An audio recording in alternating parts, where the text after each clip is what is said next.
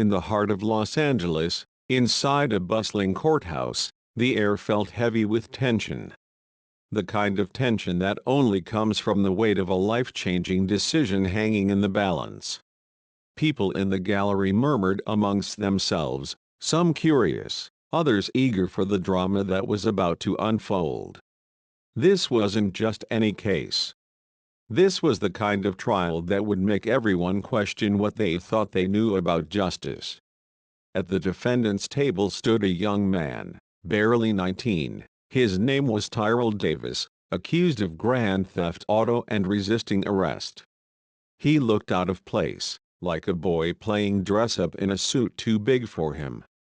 Hands stuffed into his pockets, his chin lifted just enough to show he wasn't afraid. He had the air of someone who'd been here before, though not in this role. Judge Isaac Grant, a man who prided himself on the speed and efficiency of his courtroom, eyed Tyrell over the rims of his glasses. His lips curled into a smirk as he tapped his fingers against the polished wood of his desk, looking at the young man in front of him like he was just another case to breeze through. "You think you're some kind of legal expert, huh?" he asked dryly, a chuckle escaping from the small crowd around him. The bailiff, stenographer, even the prosecutor, they all seemed to be in on the joke. Tyrell didn't flinch, not even an inch. He stood tall, a quiet confidence radiating from him. His mind raced, but his face was calm, controlled. Tyrell wasn't like other teenagers. While most of his peers were out partying or playing video games, he had spent years studying law. His mother, a paralegal for over 20 years, had unknowingly raised a legal prodigy. Tyrell had spent countless hours listening to her stories about the flaws in the legal system, how prosecutors cut corners, how judges favored certain people, how some defense attorneys barely tried. By the time he was 14, Tyrell could break down a trial better than most law students. But none of that mattered to Judge Grant. To him, Tyrell was just another kid caught up in trouble, a story as old as time. "Let's make this quick. I've got a golf game at 2, Judge Grant muttered, flipping through the case file, his voice dripping with disinterest. The audience chuckled again, the humor laced with a hint of mockery. But this time, something shifted. Tyrell's lips curled into the faintest of smirks. He had just found his opening. The prosecutor, Thomas Harris, stood and addressed the court with the kind of polished confidence that only comes from delivering the same speech countless times. "Your Honor, the state will prove beyond a shadow of a doubt that the defendant, Tyrell Davis, was caught red-handed in a stolen 2022 BMW X5, reported missing just hours before his arrest. Officers pursued him through downtown, where he attempted to flee before being apprehended. His fingerprints were found on the steering wheel. The evidence speaks for itself." The words fell heavily into the room, and the gallery shifted, whispering amongst themselves. On the surface, it seemed like a slam dunk. A stolen car. A chase. An arrest. Tyrell could see it in their eyes. The prosecutor had them convinced. But that's when it happened. Tyrell's voice broke through the silence, steady and calm. "Your Honor," he began, locking eyes with Judge Grant. "Before we move forward, I'd like to confirm something with the prosecution." The courtroom fell into an uneasy silence. Harris raised an eyebrow, clearly intrigued. "Go ahead," he said, arms crossed, still carrying the air of someone who already knew how this would play out. Tyrell took a deliberate step forward, his voice growing stronger. "You said Officer Daniel Williams personally saw me behind the wheel before I was arrested, correct?" Harris hesitated for a moment, then nodded. "That's right." Tyrell didn't flinch. "And that testimony is written in his report?" he asked, his gaze never leaving Harris. "Of course," the prosecutor replied, a little impatient now. "Then, Your Honor," Tyrrell said, turning to Judge Grant, "I move to dismiss that testimony as evidence." A ripple of confusion spread through the room. "On what grounds?" Judge Grant asked, his voice a mix of curiosity and skepticism. Tyrrell's hands slipped from his pockets, and for the first time, the room felt his presence more than ever. "Because Officer Williams wasn't even on duty when the chase started." There was a collective gasp from the gallery. Tyrrell turned toward the judge. "I request to verify Officer Williams's GPS logs from that night. If his report says he was there, the GPS data should reflect that, right?" A murmur spread through the room. Tyrrell was confident, calm, but his words hit with the precision of someone who had spent years studying these very moments. Judge Grant turned to the prosecutor, who suddenly seemed less sure of himself. The judge's eyes narrowed as he considered Tyrrell's request. After a long pause, Grant asked, "Does the prosecution have any objections to verifying the officer's GPS logs?" Harris shifted uncomfortably, his confidence cracking. He was stalling. Tyrrell knew it. "No objections, Your Honor," Harris finally muttered, but the damage had already been done. The momentum was shifting. Tyrrell wasn't just a teenager in over his head. He was a force to be reckoned with. The prosecution tried to regain control by pushing the narrative that Tyrrell's fingerprints were found on the car, but Tyrrell wasn't done. He stood up, facing the jury. "Let's talk about that evidence for a second," he said, his voice cutting through the tension. "The prosecution wants you to believe that finding my fingerprints in a car means I stole it. But let's think about this logically. Let's say you walk into a store, try on a jacket, and later, someone steals it. Does the fact that your fingerprints are on it mean you stole it?" The room was silent. The audience shifted uneasily in their seats. Tyrrell was making them think, and they didn't like it. The car in question had been parked outside a convenience store hours before the alleged theft. Tyrrell had been inside that store, leaning against the car, simply curious about it. He hadn't taken it. He hadn't driven it. He hadn't stolen anything. The fingerprints? They were a red herring, a mistake. Tyrrell knew it, and now, the jury was starting to question it too. Tyrrell wasn't just fighting for his freedom. He was fighting for something much bigger. He was fighting to expose the flaws in a system that too often convicted people based on assumptions, not facts. And as the courtroom hung on his every word, Tyrrell's confidence continued to grow. This was no longer about proving his innocence. It was about showing everyone the truth. He wasn't just the defendant. He was a lawyer, a strategist, a force to be reckoned with. As Tyrrell's words hit their mark, the tension in the courtroom shifted. The case that seemed so straightforward at first was slowly unraveling, piece by piece. Tyrrell wasn't just here to defend himself. He was here to make sure everyone saw the cracks in the system. And when it was all said and done, he wasn't just going to be a free man. He was going to be someone who changed the course of this trial and maybe even the system itself. Tyrrell Davis stood tall, his eyes scanning the courtroom, where the weight of the case seemed to press down on every shoulder in the room.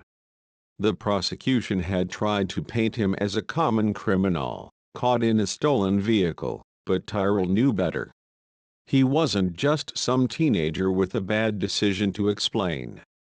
This wasn't just about proving his innocence, it was about exposing a system that relied too heavily on assumptions and not nearly enough on the truth. He had already shaken things up by challenging Officer Williams's testimony, and the courtroom was beginning to feel the heat. Tyrell had spent years observing these moments, studying the cracks in the justice system, and now, in this very room, he was putting his knowledge to work. The silence that hung in the air was palpable as Tyrell prepared to take the next step in his defense. The prosecution had tried to pull him into their narrative, but he wasn't playing by their rules.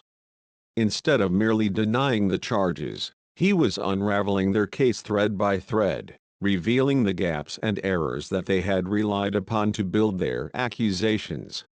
His calm, measured approach was disarming.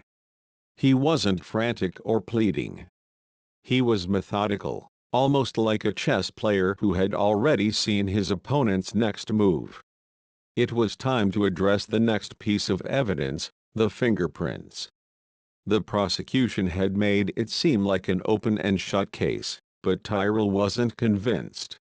He knew there had to be a way to challenge the fingerprints, to show that they didn't tell the full story. He wasn't just defending himself. He was questioning the foundation of the whole case. He took a step forward, his gaze unwavering. "Your Honor, the prosecution's argument rests heavily on the fact that my fingerprints were found on the steering wheel of the stolen vehicle. But let's take a moment to consider this. Let's say you find fingerprints on something. Does that automatically make the person guilty? Or could there be another explanation?" The room shifted as Tyrell's words landed. People began to rethink the evidence they thought they understood.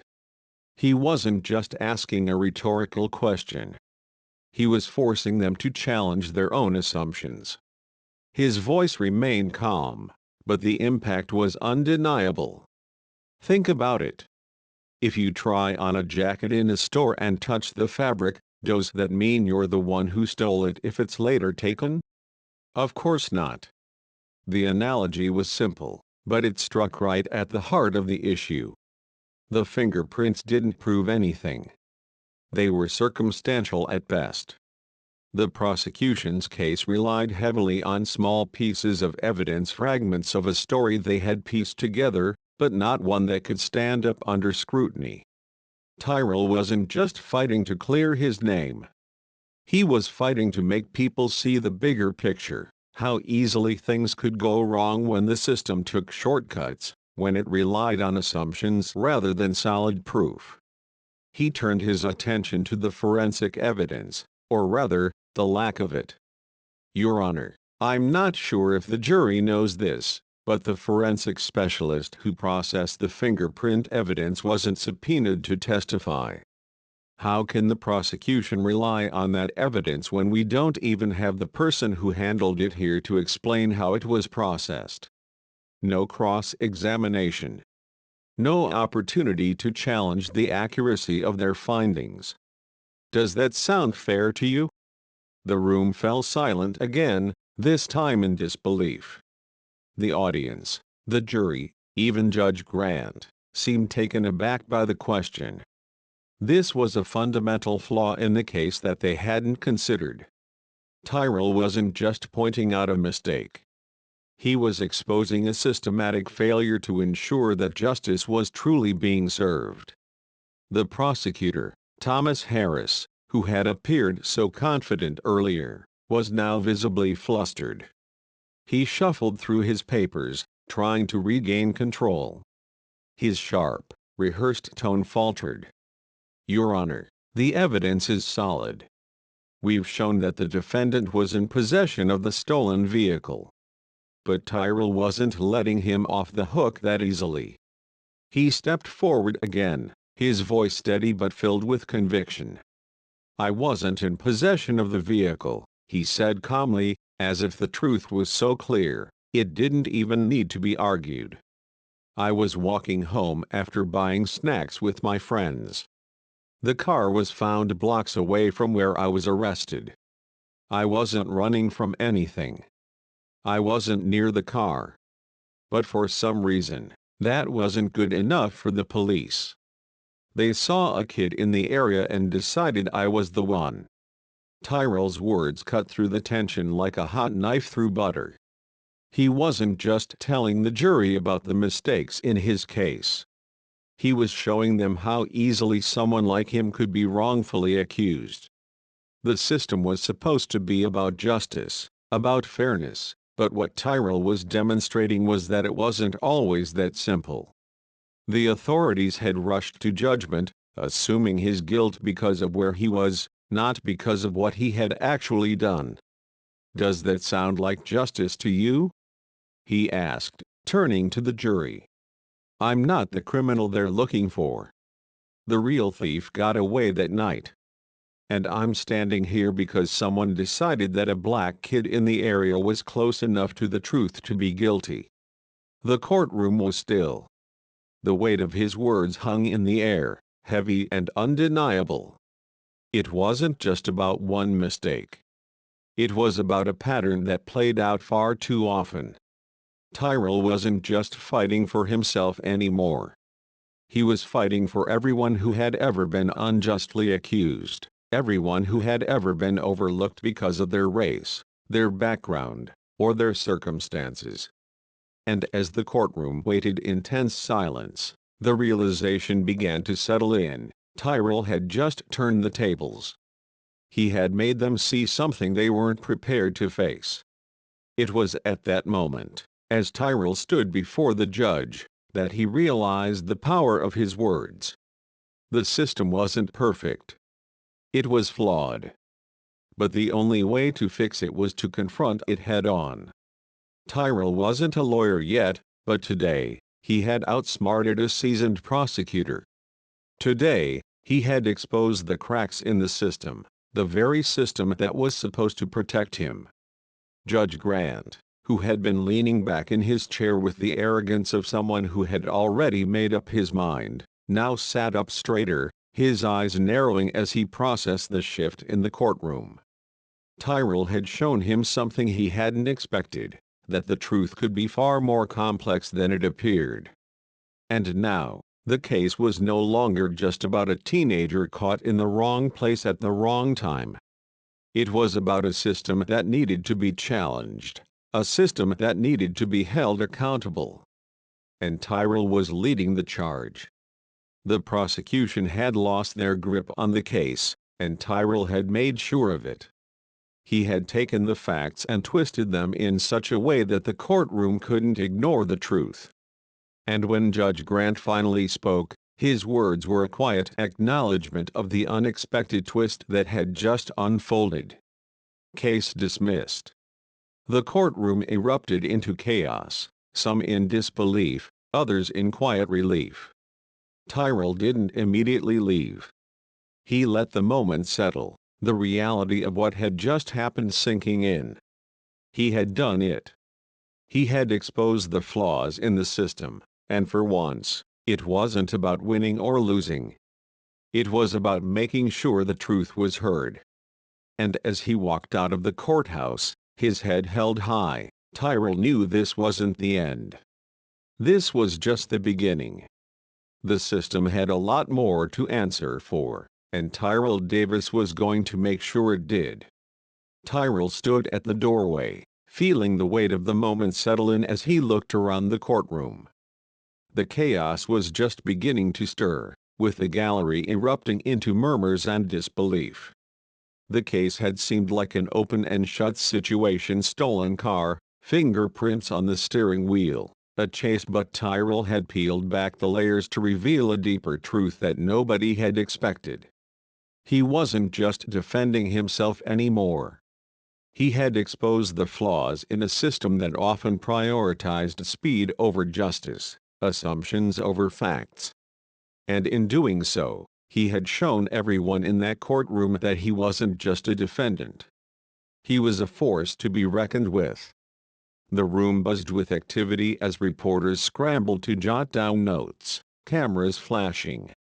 Tyrell walked out of the courthouse, his hoodie pulled low over his head, trying to block out the noise.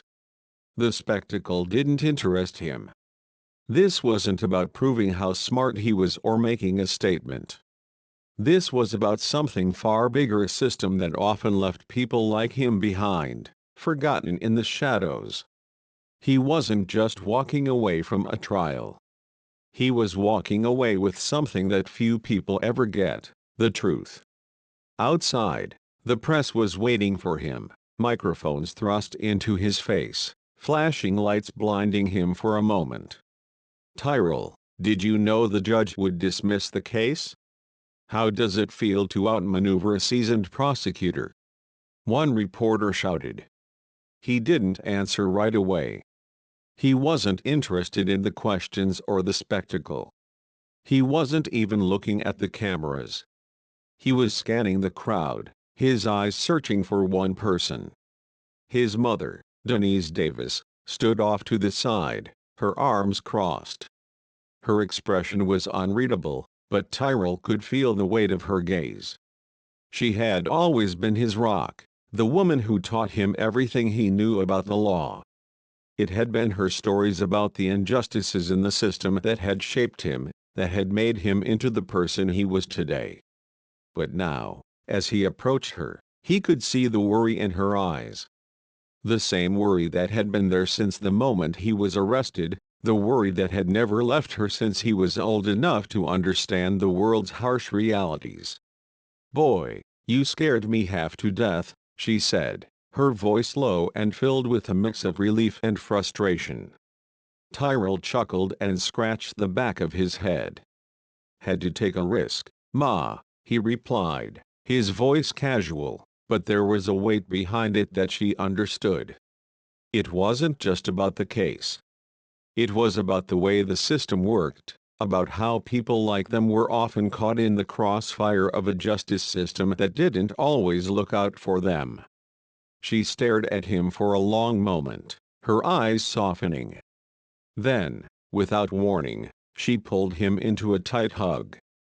"You always were the stubborn one," she murmured, her voice muffled against his chest. Tyrell's arms wrapped around her, the moment grounding him in a way that nothing else had. He had just won, yes, but the battle wasn't over. It wasn't even close. He wasn't going to stop fighting. This case was just a glimpse into the deeper issues within the system. And now, more than ever, he understood that the fight wasn't just about him.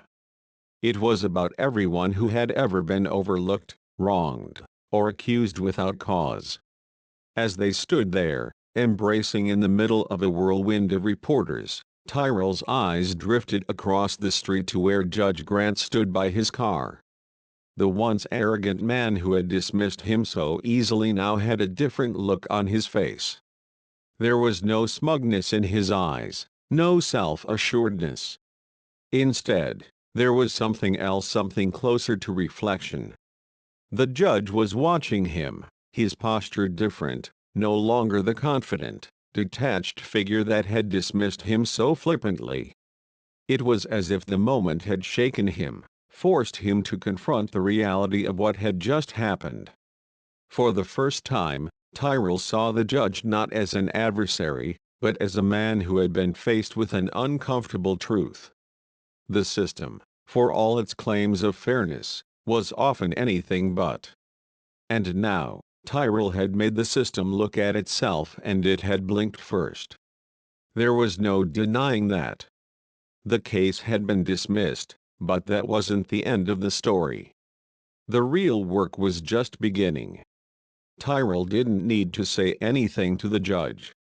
He didn't need to gloat or prove anything.